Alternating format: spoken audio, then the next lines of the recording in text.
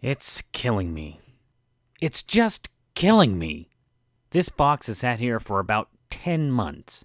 This is my PlayStation 5 bundle. I was adamant about buying one of these last summer, so I grabbed it based off of a hot tip from GameStop, and it has just sat here.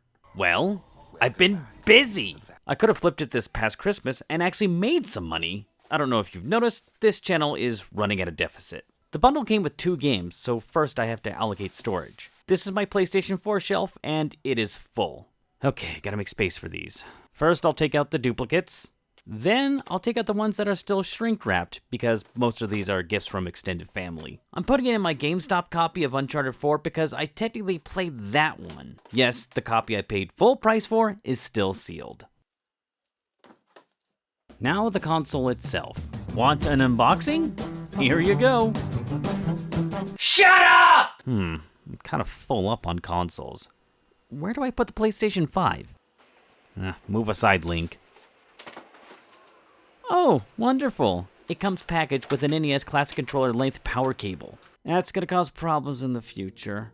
And I'm not doing a system overview like I did with the previous generation's consoles. Why put more effort into something that nobody is watching?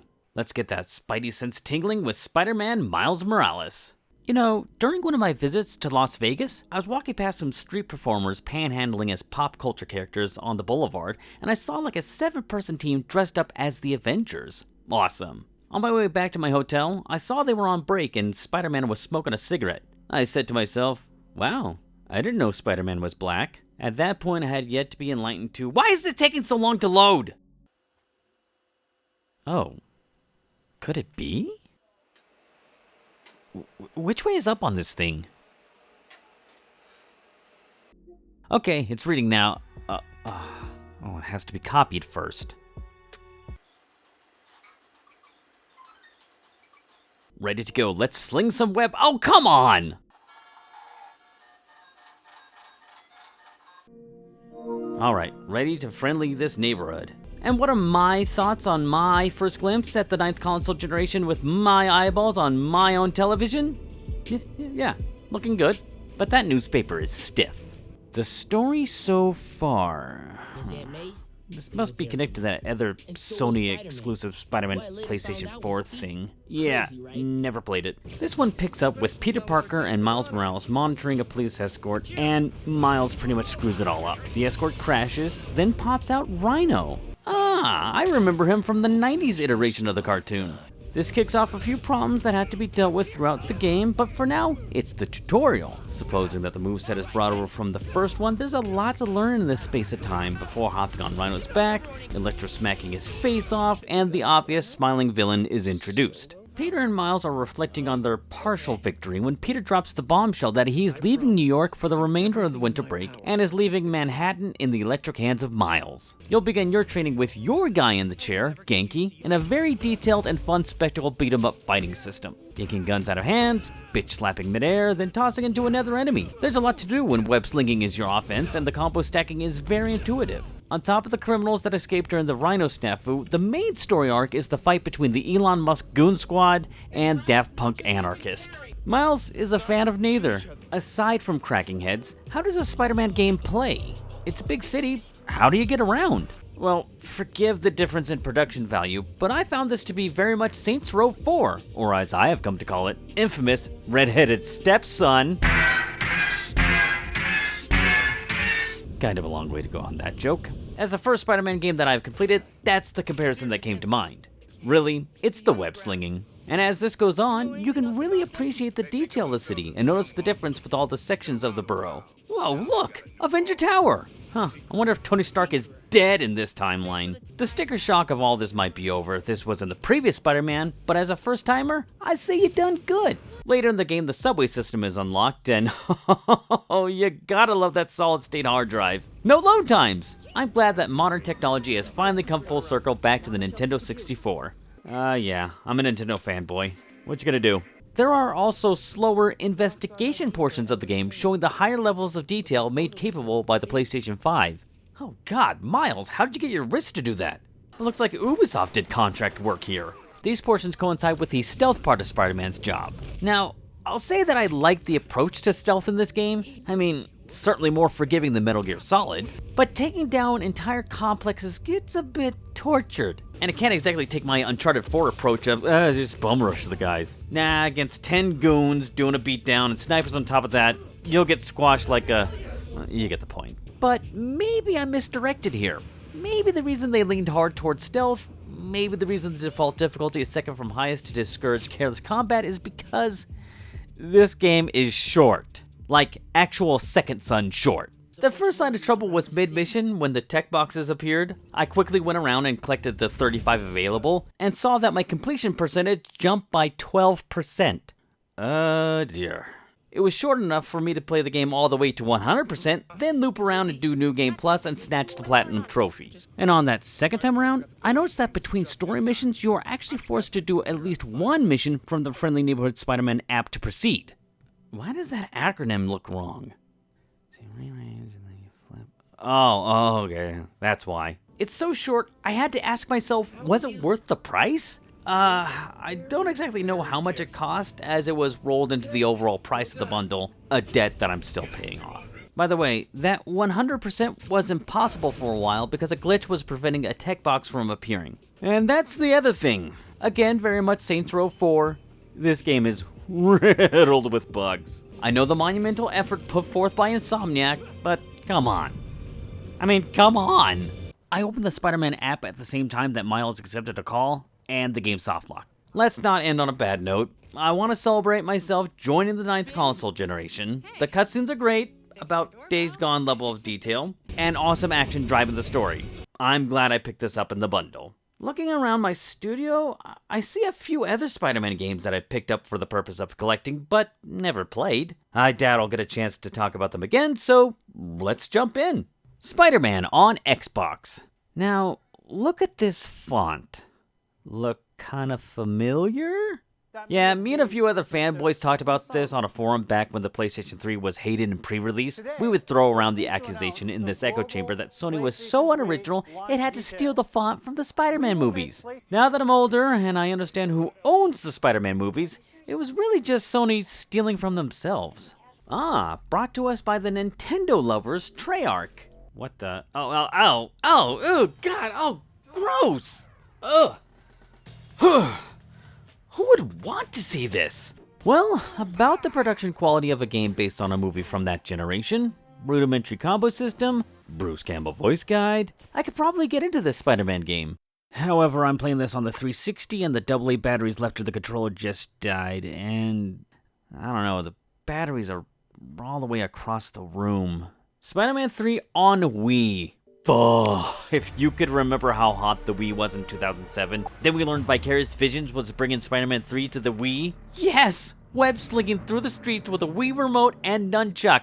I like the idea too, but thinking about it for about 5 more seconds, I figured it would get old. Yeah. Is it just me, or does this actually look worse than the Xbox?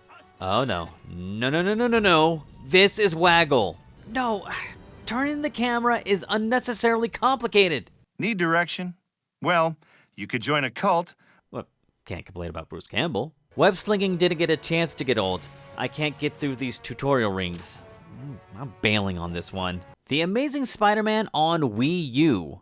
Oh, you know what else is amazing? Screen tearing. This game I got for Christmas not so long back, and from what little I played, I actually liked. The combat is very similar to Arkham Asylum, so at least it was ripping off something good. My biggest problem, though, is I don't know what's going on. I'm in a lab with Gwen, then I'm fighting a giant robot, and then I'm in a prison with Kurt Connors. I made it as far as slinging through the city. It functions at about 15 frames a second, which makes me really miss the PlayStation 5.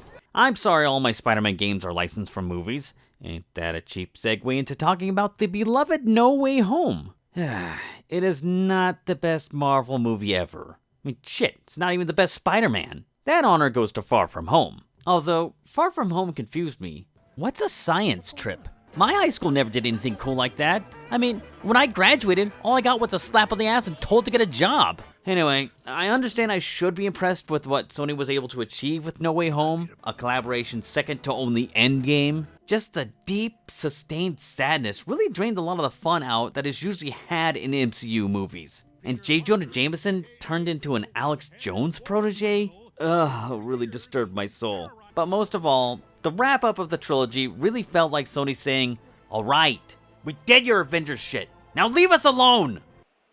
I guess it's time to move on to something else.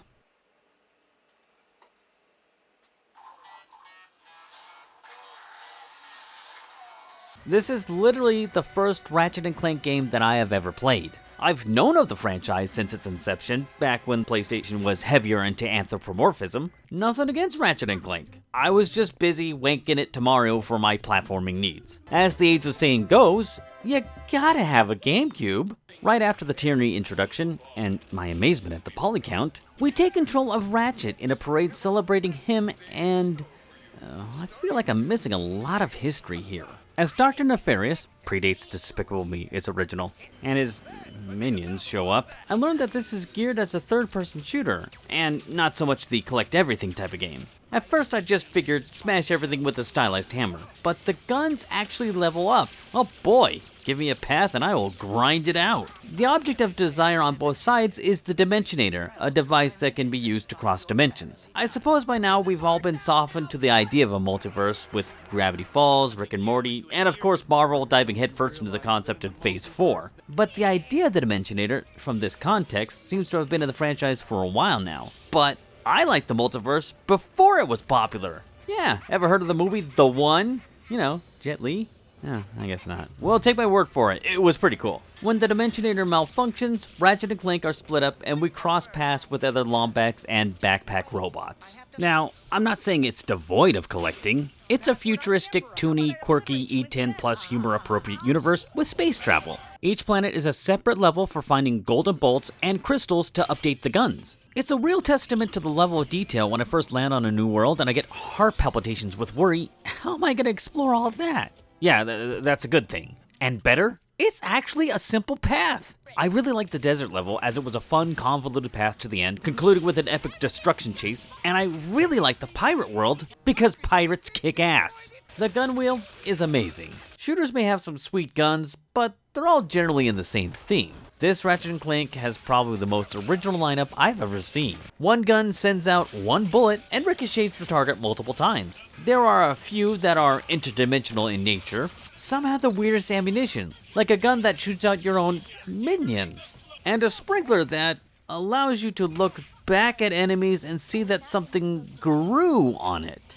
Okay, I admit that one was forced. There are a total of 20 guns, and you can have them all at the same time. I would talk more about the story and what they're trying to accomplish, but I'm basically watching Empire Strikes Back here without first seeing A New Hope.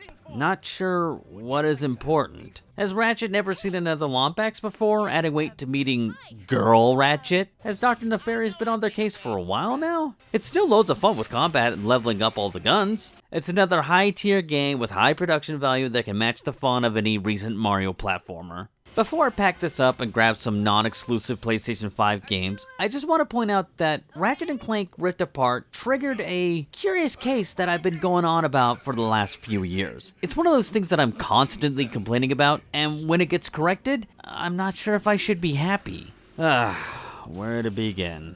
Item collecting was a beneficial aspect of Doom 2016, and in my Doom video, I was going to positively compare it to collecting in Metroid Prime 3. But at the time, I was like, I don't know, do I really have to start the game and find the station that launches the satellites? I don't remember where it is. See, even now you're not looking at Prime 3 footage because I still didn't bother playing through to the satellite station. So from here on out, Doom 2016 is the barometer for item collection.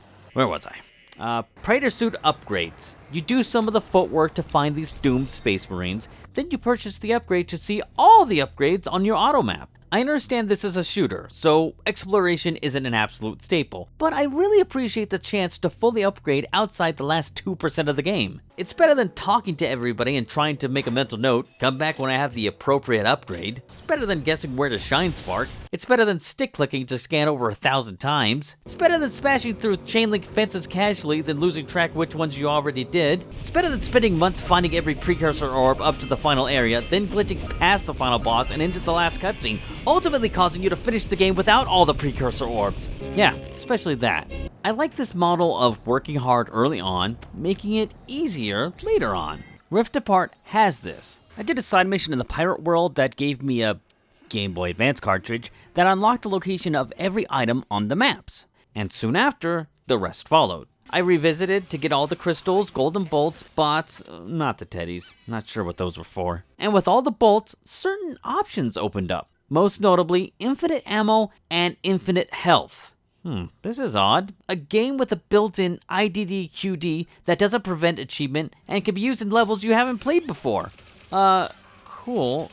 But this allowed me to IDKFA my way through the final boss and have a completely joyless experience. Look, I know the solution is don't play with the cheats. Well, I can't.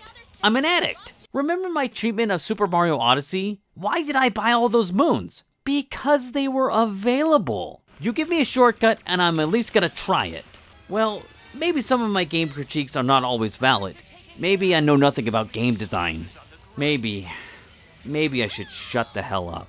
He stinks and I don't like him. I don't really have a solid conclusion after that diatribe, so I'll just say another release from Insomniac, and I'm glad it was at least a stable release. Just kidding, it was loaded with bugs too. It even had the ultimate unhandled exception. Ah, that's an interesting name, just Ratchet. And really, what do they expect me to write in a bug report? Bleached borax, borax with bleach, boraxed bleach. Oh great, even guy in the chair knows about borax, making me look like an idiot in my Only for Kids video. Can I help you with that? Would you? I mean, when I graduated, all I got was a slap on the ass and told to join the Air Force. When I graduated, all I got was a slap on the ass and told that your scholarships run out in 4 years. Get going! Here, let me remove all my duplicate Switch games. Doom on the PlayStation Vita! Oh, sorry.